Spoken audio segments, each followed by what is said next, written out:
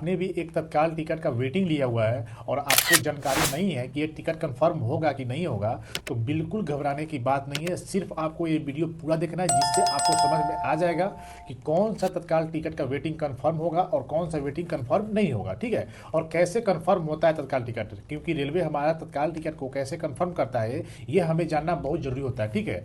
तो चलिए, स्वागत है आपको हमारे इस यूट्यूब चैनल पे और चलिए वीडियो को शुरू करते हैं। तो सबसे पहले जानेंगे कि तत्काल टिकट जो है दो तरीके से कंफर्म होता है, ठीक है। तो पहला तरीका तो सबको मालूम होता है, जो कि जिसपे मुझे विश्वास 1% रहता है, ठीक है।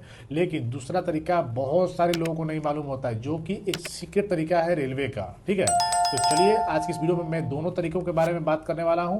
तो अगर आप हमारे चैनल पर नए हैं तो चैनल को सब्सक्राइब कीजिएगा और वीडियो को लाइक कीजिएगा।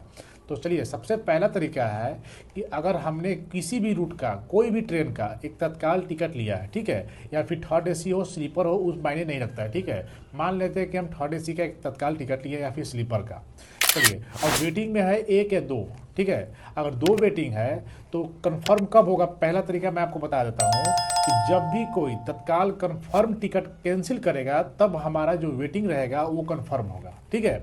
अगर वेटिंग 2 है हमारा तो 2 टिकट कैंसिल होगा तत्काल कंफर्म वाला, तब हमारा दूसरा वेटिंग कंफर्म होगा। अगर मेरा तत्काल वेटिंग लिस्ट 1 है तो पहला अगर कोई भी एक पर्सन, ठीक है, कंफर्म टिकट कैंसिल करेगा ना, तब हमारा कंफर्म होगा, समझ गए। लेकिन हमें इस पे 1% भी उम्मीद नहीं रहता। पूछिए क्यों?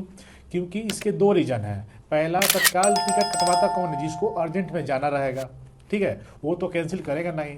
अगर किसी को मजबूरन बस कैंसिल करने का मन भी आए तो कैंसिल नहीं करना चाहेगा, क्योंकि तत्काल टिकट जो कंफर्म होता है उसमें पैसा का रिफंड 0 रुपया होता है, समझ गए। इसमें 2 वजह है जिसके वजह से आपका टिकट कंफर्म नहीं होगा और कैंसिलेशन का चार्ज भी नहीं मिलता है, समझ गए। चलिए, अब जानते हैं दूसरा प्रोसेस क्या है। तो दूसरा प्रोसेस है जो कि एक सीक्रेट है, जो कि रेलवे यूज करता है उसे, ठीक है। तो मैं आपको बता दूं कि अगर आपका तत्काल वेटिंग का जो टिकट है 2 है या फिर 3 है या फिर 4 है, तो उससे पहले आपको उसमें कुछ कोटा मिलता है। जैसे कि पूरा कोटा होता है 12, लेकिन मुझे 6 कोटा ही दिखाई देता है आप लोग को अपने फ़ोन में, ठीक है। तो सिंपल सा आपको सबसे पहले अपना फ़ोन यूज करना है, ठीक है। तो मैं अपने फ़ोन में साइड में आपको स्क्रीन पर सब दिखाऊंगा कि कैसे उसको चेक करेंगे और कैसे पता लगाएंगे कि हमारा ये टिकट कंफर्म हुआ कि नहीं होगा, ठीक है।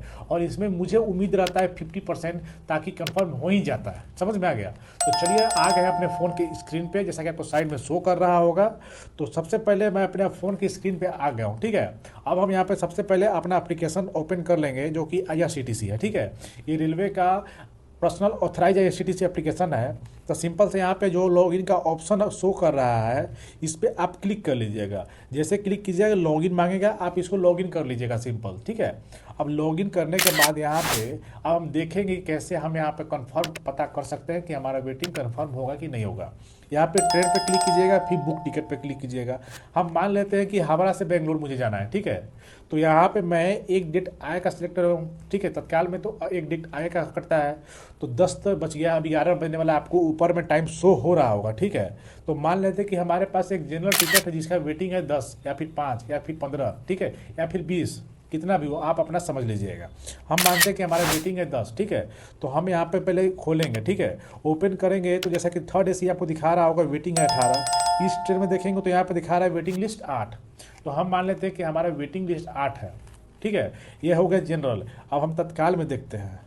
तत्काल में अगर हम मान लेते हैं कि हमारा वेटिंग है 10, तो यहाँ पे दिखा रहा है कि तत्काल में अभी अवेलेबल है 82, समझ गया क्या। तो अगर देखिए कब कंफर्म होगा हम आपको बताते हैं। इसको हटाइए साइड में। अब देखिए, अगर आपका तत्काल में अगर 10 वेटिंग है और कोटा उसमें मान लेते हैं कि प्रीमियम तत्काल, senior citizen, lower berth senior citizen या फिर दिव्यांग, इन किसी भी कोटा में अगर 10 से ऊपर खाली है सीट, यानी कि 15 सीट खाली है, 20 सीट खाली है, तब तो आपका टिकट कंफर्म हो जाएगा, ठीक है। क्योंकि रेलवे क्या करता है कि उन्हीं कोटों में तत्काल वेटिंग वाले को शिफ्ट कर देता है, समझ गया। अगर आपका तत्काल वेटिंग है 20, ठीक है, और 6 कोटा होता है, लेडीज होता है, लोअर बर्थ सीनियर सिटीजन होता है, पर्सन विथ डिसेबिलिटी होता है, ड्यूटी पास होता है, प्रीमियम तत्काल होता है और जनरल होता है।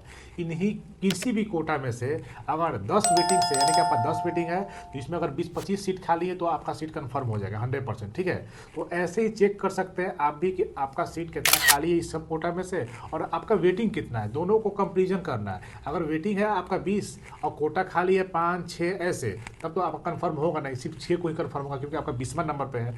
अगर आपका वेटिंग है 20 कोटा खाली है 30, 32, 32 जो भी हो, अगर 20 से ऊपर खाली है तब आपका कंफर्म होने का चांस 100 में से 99.9% होता है, समझ गए। तो ऐसे ही रेलवे हमारा जो कोटा होता है उसको कंफर्म करता है। ठीक है, अगर आपका तत्काल में 20 वेटिंग है और सीनियर सिटीजन में 40 कंफर्म सीट अवेलेबल है, तो आपका तत्काल का वेटिंग जो है आपको सीनियर सिटीजन में शिफ्ट कर देगा और आपका तत्काल वेटिंग कंफर्म हो जाएगा चार्ट बनने से पहले। ठीक है, और बहुत बार होता है कि अगर कंफर्म नहीं होगा तो चार्ट बनने के बाद वही सीट करंट अवेलेबल में भी शो करता है, तो आप वहाँ से भी बुक कर सकते हैं।